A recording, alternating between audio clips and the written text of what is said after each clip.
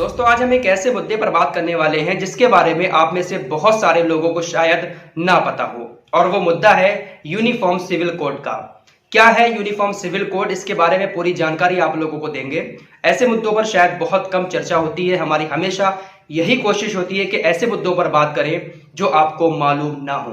अगर आपके पास भी कोई मुद्दा है तो आप लोग हमें इंस्टाग्राम पर फॉलो कर सकते हैं, वहां पर हमें उस मुद्दे को भेज सकते हैं। डिस्क्रिप्शन में हमारे इंस्टाग्राम का लिंक दिया हुआ है, वहां से आप हमें फॉलो कर सकते हैं। स्क्रीन पर हमारा यूजर नेम है, सर्च करके भी आप हमें इंस्टाग्राम पर फॉलो कर सकते हैं। दोस्तों क्या है यूनिफॉर्म सिविल कोड, इसके बारे में आपको पूरी जानकारी देते हैं। भारत जब से आजाद हुआ है तब से लेके आज तक यूनिफॉर्म सिविल कोड के ऊपर चर्चा होती आई है हमारे देश के अंदर, लेकिन ये कानून अभी तक हमारे देश में लागू नहीं किया गया है। एक आम भाषा में आप लोगों को समझाने की कोशिश करते हैं, ज्यादा अंदर घुसेंगे तो शायद आपको भी समझ में नहीं आएगा और मैं भी ठीक से नहीं बता पाऊंगा।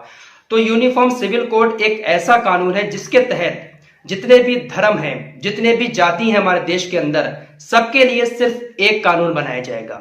सीधे तौर पर कहूं तो जिस तरीके से मोदी सरकार ने 3 तलाक को खत्म करा, इसी तरीके से कुछ ऐसे कानून हैं जो हर धर्म के लिए अलग अलग हैं इस वक्त में। जैसे कि मुसलमानों में 3 तलाक दी जाती है, हिंदू हुए या पंजाबी हुए उनमें कुछ अलग तरीके से तलाक दी जाती है। तो कुछ ऐसे कानून और भी हैं जो हिंदू धर्म में कुछ और हैं और इस्लाम धर्म में कुछ और हैं। सीधे तौर पर यह समझिए कि उन सारे कानूनों को एक किया जा रहा है। यूनिफॉर्म सिविल कोड के तहत देश के सभी धर्मों के ऊपर एक ही कानून लागू होगा। लेकिन यह कानून अभी तक क्यों नहीं आ पाया है?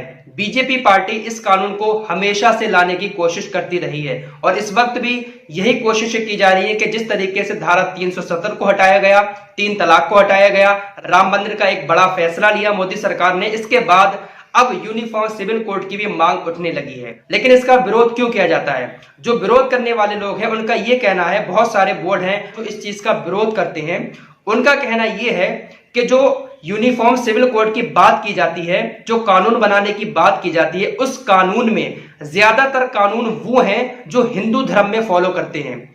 यानी कि वो कानून जो हिंदू धर्म के ऊपर इस वक्त अप्लाई किए जाते हैं, ज्यादातर वही कानून हैं जो दूसरे धर्मों पर भी थोपे जा रहे हैं। यूनिफॉर्म सिविल कोड के जरिए वही कानून जो हिंदुओं के हैं वो सारे धर्मों पर थोपने की कोशिश की जा रही है। विरोधियों का कुछ इस तरीके का कहना होता है।